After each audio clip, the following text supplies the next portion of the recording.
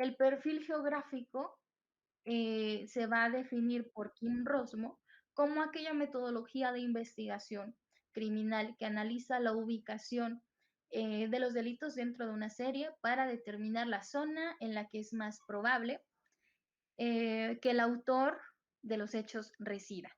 Por otro lado, Vicente Garrido nos dice que va a ser aquella técnica de análisis de la actividad espacial o geográfica de los delincuentes aplicada a la investigación criminal. Este geoperfil entonces tiene el sustento de una investigación muy extensa de todo lo que se debe hacer en un hecho determinado. Con esto me refiero a que se debe analizar el lugar de intervención o entre comillas lo que ustedes conocerían como escena del crimen, ¿no? Es aquí entonces donde entra la criminalística y necesitamos al criminalista porque sin sus datos de investigación y técnicas de investigación, si todo ese análisis de indicios encontrados en el lugar, no podríamos dar continuidad a la efectividad del geoperfil. Debemos dar la atención a las víctimas y aquí nuevamente entra en acción la criminalística. Sabemos que el análisis de los indicios nos va a llegar o nos va a llevar a una conclusión de acuerdo a las técnicas que estamos empleando. Y cada rama de la criminalística va a tener una partida importante. En casos, por ejemplo, de feminicidios, podemos encontrar pues indicios repetitivos en los lugares de investigación, ¿no? La esencia de la criminalística debe ser ese primer punto de contacto para la geoperfilación. Por ejemplo, tomar la geolocalización de la investigación, dónde ese feminicida está dejando los cadáveres de las mujeres y qué características tienen en específico esos cadáveres de mujeres.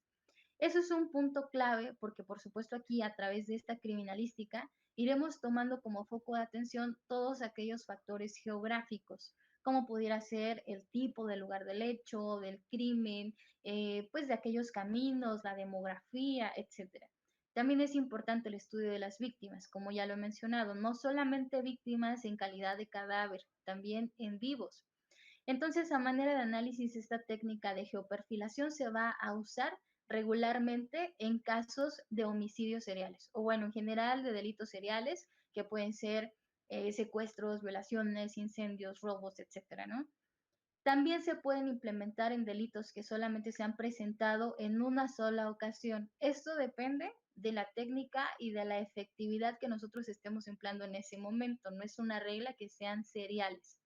Para poder hacer entonces un perfil geográfico efectivo, primero tenemos que vincular de manera acertada, de forma correcta, los hechos que se están derivando, es decir, que una serie de delitos en concreto se hayan cometido por un mismo delincuente. Con esto vamos a tener a la mano la información correcta, información mejor detallada y sobre todo pues información que nos sirva, información que sea verdaderamente útil. Si nosotros cometemos el error de hacer una vinculación de un caso que no fue cometido por el mismo delincuente, vamos a tener información errónea y por ende un perfil geográfico que no va a tener una conclusión acertada. ¿Cómo vamos a lograr esto o de qué manera logro hacer un vínculo correcto entre estas acciones?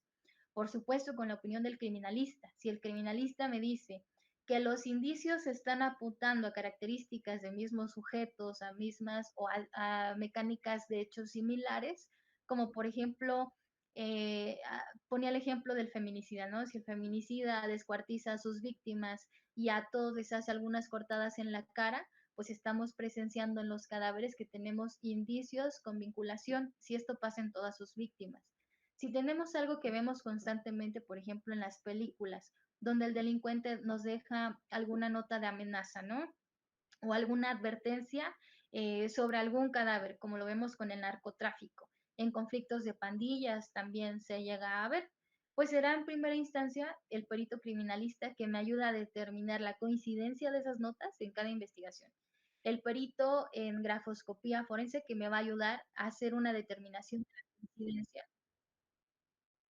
de letras, de trazos, de documentos o de superficies donde se dejan estas notas. El experto en investigación también, como comentamos al principio de hematología, ¿no? Tendrá que hacer un estudio de sangre en caso de que la nota esté hecha con sangre y no con tinta convencional. Y bueno, así se irán derivando cada una de las especialidades en criminalística.